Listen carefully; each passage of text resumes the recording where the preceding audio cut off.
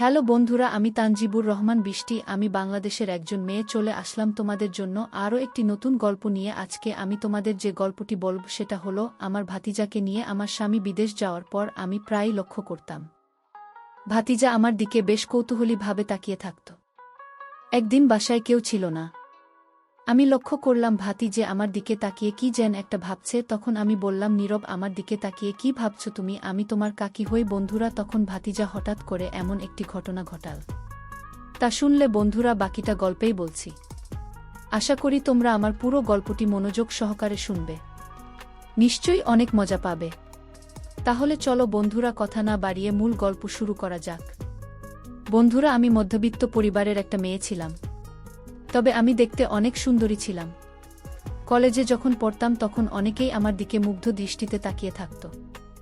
লাবণ্যময় ত্বক আর মায়াবী চোখের অধিকারী ছিলাম আমি। লম্বা কালো চুল আর মিষ্টি হাসিতে কত যুবকের হৃদয় যে কেঁদেছে তার কোনো ইয়াত্তা নেই। আমার রূপে মুগ্ধ হয়ে কতজন প্রেম নিবেদন করেছে, কিন্তু আমার মন তো একজনের জন্যই অপেক্ষা করছিল। সুদর্শন এক তরুণের সাথে আমার পরিচয় হয় কলেজের শেষ বর্ষে। তার নাম ছিল মোজাম্মেল খান। প্রথম দেখাতেই তার ব্যক্তিত্ব ও হাসি আমাকে আকৃষ্ট করে ধীরে ধীরে আমাদের মধ্যে ভালোবাসার সম্পর্ক গড়ে ওঠে। মোজাম্মেলও ছিল বেশ হ্যান্ডসাম এবং ক্যারিয়ার সচেতন। আমাদের প্রেম গভীর থেকে গভীরতর হতে থাকে। একে অপরের সাথে সময় কাটাতে আমরা ভালোবাসতাম। আমাদের স্বপ্ন ছিল সুন্দর একটি সংসার গড়ার। অবশেষে আমাদের ভালোবাসার পরিণতি ঘটে বিবাহের মাধ্যমে। মোজাম্মেল এবং আমি নতুন জীবন শুরু করি। আমাদের সংসার বেশ কিছুদিন সুখ শান্তিতে ভরেছিল। দুজনে দুজনকে খুব ভালোবাসতাম এবং একে অপরের খেয়াল রাখতাম। আমাদের দিনগুলো আনন্দে ভরে থাকত। আত্মীয় স্বজন এবং বন্ধুদের মাঝেও আমাদের বেশ সুনাম ছিল। সবাই আমাদের সুখী দম্পতি হিসেবে জানত। কিন্তু জীবনের পথ সবসময় মসৃণ হয় না। আমাদের সুখের সংসারে হঠাৎ নেমে আসে বিষাদের ছায়া। মুজাম্মেলের পারিবারিক আর্থিক অবস্থা খুব একটা ভালো ছিল না। তাই সে সিদ্ধান্ত নেয় পরিবারের সচ্ছলতা ফেরাতে বিদেশ পাড়ি জমাবে।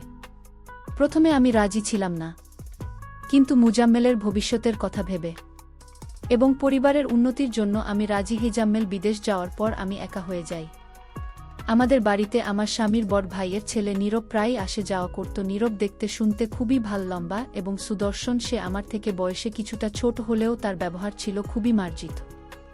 আমার স্বামী বিদেশ থাকার সময় নীরব প্রায় আমার খোঁজখবর নিত। মুজাম্মেল বাজার করার জন্য আমাকে কিছু টাকা দিয়ে গিয়েছিল, কিন্তু একাটা বাজারে যেতে আমার ভালো লাগত না। নীরব প্রায় প্রতিদিনই আমার প্রয়োজনীয় বাজার সদাই করে দিত। কোনো কিছু লাগলে আমি তাকে ফোন করতাম, আর সেই সঙ্গে সঙ্গে নিয়ে আসত। নীরবের এই সাহায্য আমার একাকিত্ব কিছুটা হলেও কমিয়েছিল। ধীরে ধীরে নীরবের সাথে আমার বেশ ভালো সম্পর্ক তৈরি হয়। সে প্রায়ই আমার সাথে গল্প করত, আমার দিন কেমন কাটছে, কোনো অসুবিধা হচ্ছে কিনা এসব বিষয়ে খোঁজ নিত। মাঝে মাঝে সে আমাকে বিভিন্ন জায়গায় ঘুরতে নিয়ে যেত। আমরা বন্ধুর মতো অনেক কথা বলতাম। আমিও তাকে নিজের ছেলের মতোই স্নেহ করতাম। কিন্তু কিছুদিন পর আমি লক্ষ্য করতে শুরু করলাম, নীরব মাঝে মধ্যে আমার দিকে কেমন যেন অপলক দৃষ্টিতে তাকিয়ে থাকে। তার চাহনিতে একটা অদ্ভুত কৌতূহল ছিল, যা প্রথমে আমার কাছে খুব স্বাভাবিক মনে হয়নি। আমি কিছুটা অস্বস্তি বোধ করতাম, কিন্তু বিষয়টি নিয়ে তেমন একটা মাথা ঘামায়নি। ভেবেছিলাম হয়তো আমার ভুল দেখা। একদিন নীরবামাকে বলল, কাকিমা, আমি আপনাকে একটা কথা বলতে চাই, কিন্তু আপনি কারো কাছে বলবেন না তো? আমি তার কথা শুনে কিছুটা কৌতূহলী হলাম। বললাম, না, বলব। কি কথা? নীরব কথাটা বলতে গিয়েও যেন ইতস্তত বোধ করছিল। তার মুখ দেখে মনে হচ্ছিল কোনো গোপন কথা বলতে চাইছে। সে কয়েকবার ঢোক গিলল, তার চোখে অস্থিরতা স্পষ্ট। কাকিমা, এই পর্যন্ত বলেই সে থেমে গেল। কিছুক্ষণ চুপ থেকে বলল, আমার একটা জরুরি কাজ আছে কাকিমা, আমি পরে এসে আপনাকে কথাটা বলব। এই বলে নীরব তাড়াহুড়ো করে বেরিয়ে গেল। তার এই রহস্যময় আচরণ আমার মনে আরও বেশি কৌতূহল সৃষ্টি করল। পরের দিন আমি নীরবকে জিজ্ঞেস করলাম, ভাতিজা, তুমি না আমাকে কি কথা বলতে চেয়েছিলে? এখন বল তো। নীরব আমার দিকে তাকিয়ে একটু মুচকি হাসল। তারপর বলল, কাকিমা, কাকা তো বিদেশে একা একা থাকে, আপনার কি খুব কষ্ট হয়? তারই কথা শুনে আমি কিছুটা অবাক হলাম। আমি বললাম, ওহ, এই কথা, কষ্ট তো হয় বাবা, কিন্তু কি আর করব, তোমার কাকা তো দূরে আছে, এখন আমাকে একাই থাকতে হবে। আমার কথা শুনে নীরবের মুখটা একটু মলিন হলো। সে কিছুক্ষণ চুপ থেকে বলল, কাকিমা, কোনো সমস্যা নেই। আপনার কোনো প্রয়োজন হলে আমাকে বলবেন, আমি এনে দেওয়ার চেষ্টা করব। আমি হেসে বললাম, তা তো অবশ্যই, তোমাকে তো আমি আমার ছেলের মতোই মনে করি। আমার কথা শুনে নীরবের মুখে হালকা হাসি ফুটল। কিন্তু আমি বুঝতে পারছিলাম তার মনে আরও কিছু কথা আছে যা সে বলতে পারছে না। তার চোখে সেই কৌতূহলী চাহনিটা আবার দেখতে পেলাম। এরপর বেশ কিছুদিন কেটে গেল। নীরব আগের মতোই আমার খবর নিত, বাজার করে দিত এবং আমার সাথে গল্প করত। কিন্তু মাঝে মধ্যে আমি লক্ষ্য করতাম সে যেন আমাকে বিশেষ কিছু বলতে চায়, কিন্তু সুযোগ খুঁজে পাচ্ছে না অথবা সাহস পাচ্ছে না। তার হাবভাব দেখে আমার মনে নানা প্রশ্ন উকি দিত। কেন সে এমন রহস্যময় আচরণ করছে? তার মনের ভেতর কি চলছে? সে কি আমার কাছে কিছু লুকাচ্ছে? এই সমস্ত প্রশ্ন আমার মনকে অস্থির করে তুলছিল। আমি ভাবতাম নীরব কি আমাকে নিয়ে কোনো গভীর চিন্তা করছে। তার আচরণের রহস্যভেদ করা আমার জন্য খুব জরুরি হয়ে পড়েছিল। একদিন আমি মনে মনে সিদ্ধান্ত নিলাম, নীরবের মনের আসল উদ্দেশ্য আমাকে জানতেই হবে। কেন সে এমন রহস্যপূর্ণ কথাবার্তা বলে তা খুঁজে বের করতে হবে। আমার মনে একটা সন্দেহ দানা বাঁধতে শুরু করল। আমি ভাবলাম নীরবের একটা পরীক্ষা নেওয়া যাক, দেখা যাক তার মনে সত্যিই কি আছে। একদিন আমি নীরবকে আমার ঘরে ডেকে পাঠালাম। বললাম, নীরব, আজকে আমাদের বাসায় কেউ নেই, চলো আমরা একটু গল্প করি। নীরব আমার কথা শুনে একটু অবাক হলো, কিন্তু রাজি হলো। সে ঘরে এসে বসল। আমি তার দিকে তাকিয়ে লক্ষ্য করলাম সে মাঝে মধ্যে আমার দিকে কেমন যেন কৌতূহলী দৃষ্টিতে তাকাচ্ছে, কিছু একটা ভাবছে। আমি বললাম, এই ছেলে কি? দেখো তুমি, আমি তো তোমার কাকি হই। আমার কথা শুনে নীরব একটু অপ্রস্তুত হলো। সে আমতা আমতা করে বলল, কাকিমা, আপনি আমাকে ভুল বুঝবেন না, আমি আপনার দিকে তাকিয়ে একটা জিনিস দেখছিলাম। আমি অবাক হয়ে বললাম, কি এমন জিনিস দেখছো তুমি? আমাকে কি বলা যাবে? নীরব কিছুক্ষণ চুপ করে রইল, যেন কথা খুঁজে পাচ্ছে না। তারপর ধীরে ধীরে বলল, কাকিমা, কাকা বিদেশ যাওয়ার 1 সপ্তাহ পর আমি বাজার থেকে ফিরছিলাম। ঠিক সেই সময় রাস্তায় আমি একটা জিনিস পেয়েছিলাম। তার কথা শুনে আমার কৌতূহল আরও বাড়ল। নীরব বলল, সেই জিনিসটা শুধু আমার কাছে আছে, আমি ওটা খুব যত্ন করে রেখেছিলাম। জিনিসটা আমি কাউকে দেখাইনি, কিন্তু ইহার ভিতরে কি আছে তাও আমি ঠিক জানি না। আমার মনে হয় কাকিমা, ইহার ভেতরে মূল্যবান কিছু আছে। আমি চাচ্ছি আপনাকে সেই জিনিসটা দেখাতে, আপনি কাউকে বলে দেবেন না তো? আমি বললাম, কই তাও তো দেখি। নীরব পকেট থেকে একটা ছোট কাপড়ের পুঁটলি বের করল। আমি সেটা তার কাছ থেকে নিয়ে দেখলাম। পুঁটলিটা খুলতেই আমার চোখ ছানা বড়া। ভিতরে অনেকগুলো সোনার গয়না, নেকলেস, কানের দুল, বালা, আংটি এবং আরও অনেক কিছু, সবগুলোই ঝলমল করছে। আমি অবাক হয়ে নীরবের দিকে তাকালাম। বললাম, এই ছেলে, এগুলো তুমি কোথায় পেলে? সত্যি করে বলো তো? নীরব ভয়ে ভয়ে বলল, কাকিমা, আমি সত্যি বলছি, আমি এগুলো রাস্তায় কুড়িয়ে পেয়েছি। তার কথা শুনে আমি কিছুক্ষণ চুপ করে রইলাম। আমার মাথায় নানা চিন্তা ঘুরপাক খাচ্ছিল। নীরব আবার বলল, কাকিমা, বেশ কিছুদিন ধরে আমি ভাবছি ওই জিনিসগুলো আমি আপনাকে দিয়ে দেব, কারণ আমি আপনাকে অনেক বিশ্বাস করি আর মায়ের মতোই শ্রদ্ধা করি। আমার মনে হয় এগুলো আপনার কাছে রাখাই সবচেয়ে নিরাপদ। নীরবের কথাগুলো আমার হৃদয় ছুঁয়ে গেল। এই কথাগুলো শুনে আমি হতভাগ হয়ে গেলাম। আমি শুধু শুধু ছেলেটাকে ভুল বুঝেছিলাম। প্রথমে আমি ভেবেছিলাম ছেলেটার মনে হয় আমার প্রতি অন্য কোনো উদ্দেশ্য আছে, কিন্তু পরে আমি বুঝতে পারলাম ছেলেটা সত্যিই ভালো, খুব সহজ সরল। শুধু শুধু আমি তাকে ভুল ভেবেছিলাম। আমার ভুল বুঝতে পেরে আমার খুব খারাপ লাগছিল। নীরবের কথা শুনে আমার চোখে জল এসে গেল। আমি ভাবতেও পারিনি যার সম্পর্কে আমি এত ভুল ধারণা পোষণ করেছি সে আসলে এত ভালো মনের মানুষ। আমি আবেগ আপ্লুত কণ্ঠে বললাম, নীরব, তুমি সত্যিই খুব ভালো ছেলে। আমি তোমাকে ভুল বুঝেছিলাম, আমাকে ক্ষমা করে দিও। নীরব আমার হাত ধরে বলল, কাকিমা, আপনি এমন বলছেন কেন? আমি তো আপনাকে নিজের মায়ের মতোই দেখি। আপনার কোনো ক্ষতি হোক এটা আমি কখনোই চাই না। তার কথাগুলো আমার অন্তরে গভীর দাগ কাটল। আমার মনে হলো সত্যিই আমি একজন নিষ্পাপ মানুষকে ভুল বুঝেছিলাম। আমি পুঁটলির সোনার গয়নাগুলোর দিকে তাকালাম।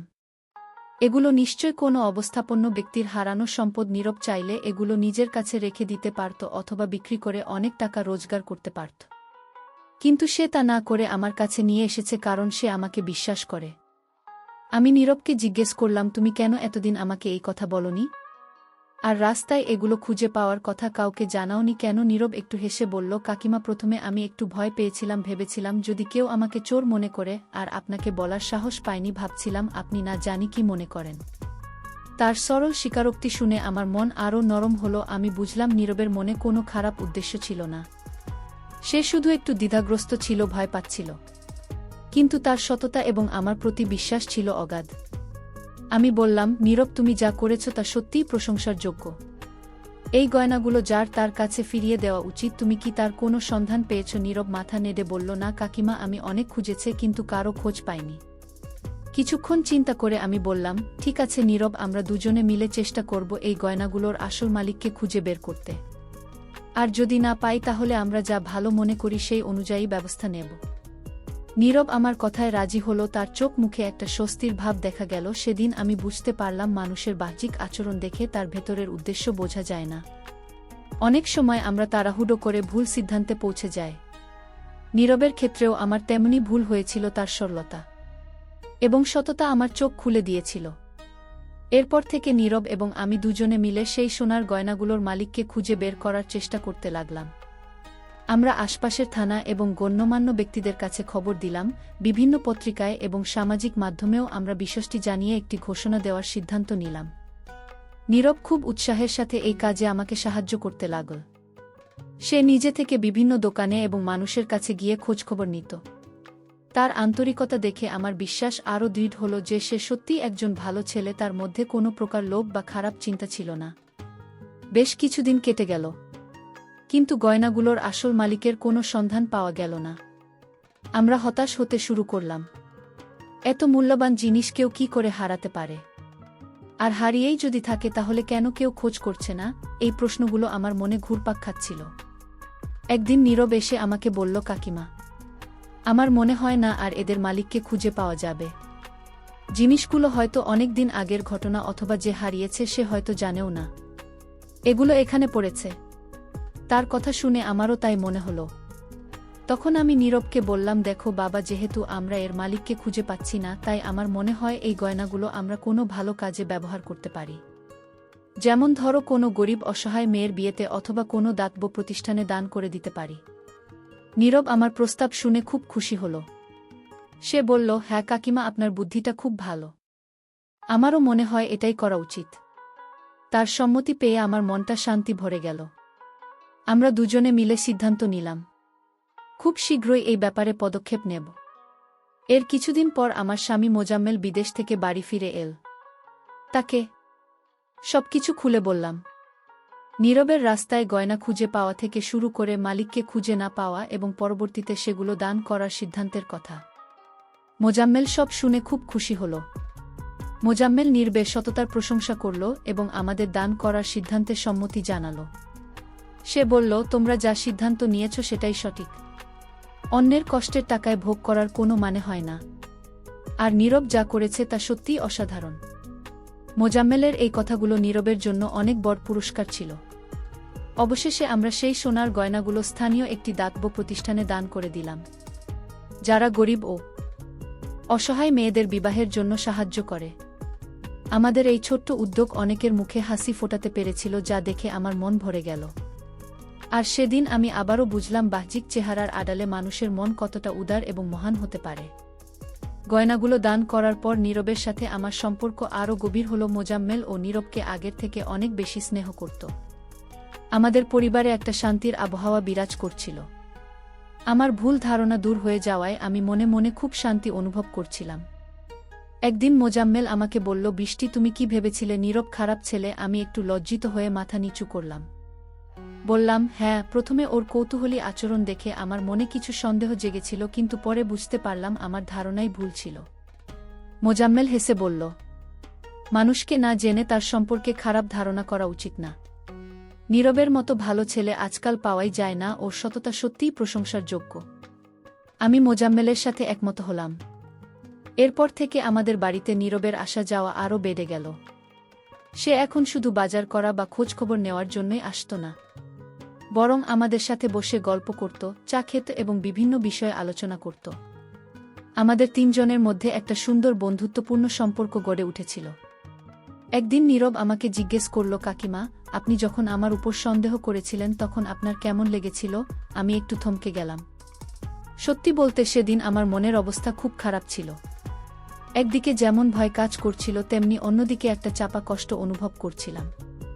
আমি নীরবকে বললাম, দেখো বাবা, যখন কোনো আপনজনের উপর সন্দেহ হয় তখন মনটা খুব খারাপ হয়ে যায়। আমিও সেদিন খুব কষ্ট পেয়েছিলাম, কিন্তু তোমার সততা প্রমাণ হওয়ার পর আমার সব কষ্ট দূর হয়ে গেছে। আমার কথা শুনে নীরব মুচকি হাসল। মোজাম্মেল তখন নীরবকে বলল, তুমি কোনো চিন্তা করো না, তোমার কাকিমা তোমাকে নিজের ছেলের মতোই ভালোবাসে, আর আমিও তোমাকে খুব স্নেহ করি। আমাদের বাড়িতে তুমি সব সময় আসতে পারো। মোজাম্মেলের এই কথাগুলো নীরবের মনে সাহস জোগাল। সময়ের সাথে সাথে আমাদের জীবন স্বাভাবিক ছন্দে ফিরে আসে। মোজাম্মেল তার ব্যবসা নিয়ে ব্যস্ত থাকে, আর আমি ঘরের কাজকর্ম সামলাই। নীরবতার পড়াশোনা এবং অন্যান্য কাজ নিয়ে ব্যস্ত থাকে, কিন্তু আমাদের সাথে তার যোগাযোগ সবসময় অটুট থাকে। আমাদের ছোট্ট পরিবারের সুখ এবং শান্তি বজায় থাকে। কয়েক বছর কেটে গেল। নীরব এখন বড় হয়েছে, লেখাপড়া শেষ করে ভালো একটা চাকরি করছে। তার ব্যবহার এবং ভদ্রতা আগের মতোই আছে। আমাদের প্রতি তার সম্মান এবং ভালোবাসা এতটুকুও কমেনি। আমরাও তাকে আমাদের পরিবারের একজন সদস্যের মতোই দেখি। একদিন নীরব আমাদের বাড়িতে এল, সাথে তার বাগদত্তা একটি মিষ্টি মেয়ে। আমরা খুব খুশি হলাম। নীরব আমাদের কাছে তাদের সম্পর্কের কথা জানাল এবং আমাদের আশীর্বাদ চাইল। মোজাম্মেল এবং আমি দুজনেই তাদের উজ্জ্বল ভবিষ্যৎ কামনা করলাম। নীরবের বাগদত্তা রিয়ার সাথে আমার খুব ভালো বন্ধুত্ব হয়ে গেল। সে খুবই মিশুক এবং আন্তরিক। অল্প সময়ের মধ্যেই সে আমাদের পরিবারের একজন হয়ে উঠল। রিয়া নীরবের সততা এবং ভালো মনের অনেক প্রশংসা করল। বিয়ের কিছুদিন আগে নীরব এবং রিয়া দুজনে মিলে আমাদের বাড়িতে এল। তারা বিয়ের নিমন্ত্রণ জানাল এবং আমাদের আশীর্বাদ চাইল। মোজাম্মেল এবং আমি সানন্দে তাদের নিমন্ত্রণ গ্রহণ করলাম এবং সাধ্যমতো তাদের সাহায্য করার প্রতিশ্রুতি দিলাম। নীরবের বিয়ে খুব ধুমধাম করে হল। আমরা আত্মীয় স্বজন এবং বন্ধুদের সাথে সেই অনুষ্ঠানে যোগ দিলাম। নীরবকে খুব হাসি খুশি দেখাচ্ছিল। রিয়ার সাথে তার জুটি সত্যিই খুব সুন্দর হয়েছিল। তাদের দেখে আমার মন ভরে গেল। বিয়ের পর নীরব এবং রিয়া তাদের নতুন জীবন শুরু করল। তারা আমাদের সাথে নিয়মিত যোগাযোগ রাখত এবং সময় সুযোগ পেলে আমাদের বাড়িতে এসে দেখা করে যেত। তাদের সুখী দাম্পত্য জীবন দেখে আমার খুব ভালো লাগত। একদিন নীরব আমাকে একা পেয়ে বলল, কাকিমা, সেই দিনের কথা আপনার মনে আছে যখন আমি রাস্তায় গয়না পেয়েছিলাম? আমি হেসে বললাম, হ্যাঁ বাবা, খুব ভালো করেই মনে আছে। সেই ঘটনা আমার জীবনের একটা গুরুত্বপূর্ণ শিক্ষা। নীরব বলল, আসলে কাকিমা, আমি প্রথমে একটু ভয় পেয়েছিলাম ওই গয়নাগুলো নিয়ে, কিন্তু আপনার উপর আমার অগাধ বিশ্বাস ছিল। তাই আমি দেরি না করে আপনাকে সব কথা খুলে বলেছিলাম। আমার মনে কোনো খারাপ উদ্দেশ্য ছিল না। নীরবের কথা শুনে আমার চোখ আবারও ভিজে উঠল।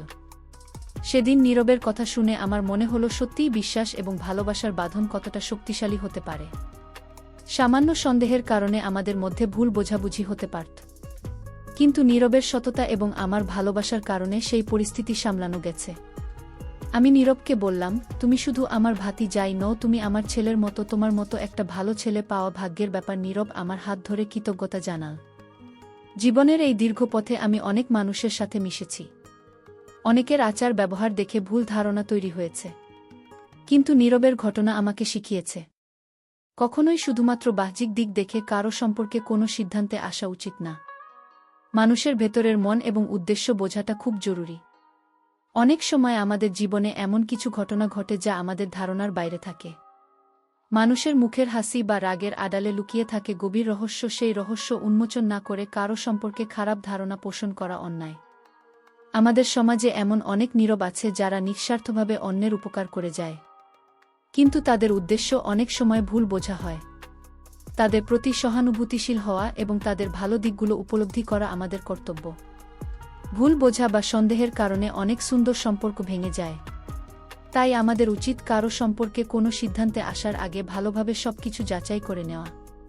তাড়াহুড়ো করে কাউকে ভুল ভাবা উচিত নয়।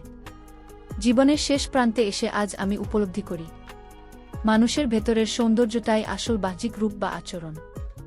ক্ষণস্থায়ী ভালোবাসা, সততা এবং বিশ্বাস, এই গুণগুলোই মানুষকে মহৎ করে তোলে। নীরবের মতো মানুষগুলোই সমাজের সম্পদ। বন্ধুরা, গল্পের শেষ পর্যায়ে আমি তোমাদেরকে বলতে চাই, মানুষের বাহ্যিক আচরণ এবং তাৎক্ষণিক পরিস্থিতিতে ভুল ধারণা সৃষ্টি হতে পারে, কিন্তু কারো সম্পর্কে চূড়ান্ত সিদ্ধান্ত নেওয়ার আগে তার ভেতরের উদ্দেশ্য এবং সততা যাচাই করা উচিত। অনেক সময় আমাদের ভুল ধারণার কারণে এমন কিছু ঘটনার সৃষ্টি হয় যার মাসুল সারা জীবন দিতে হয়। তাই সহানুভূতিশীল হওয়া এবং ধৈর্য ধরে আসল সত্য জানার চেষ্টা করাই বুদ্ধিমানের কাজ। বন্ধুরা, আমার গল্পটি যদি ভালো লাগে তাহলে লাইক, শেয়ার এবং সাবস্ক্রাইব করে পাশে থাকবেন। সবাইকে ধন্যবাদ।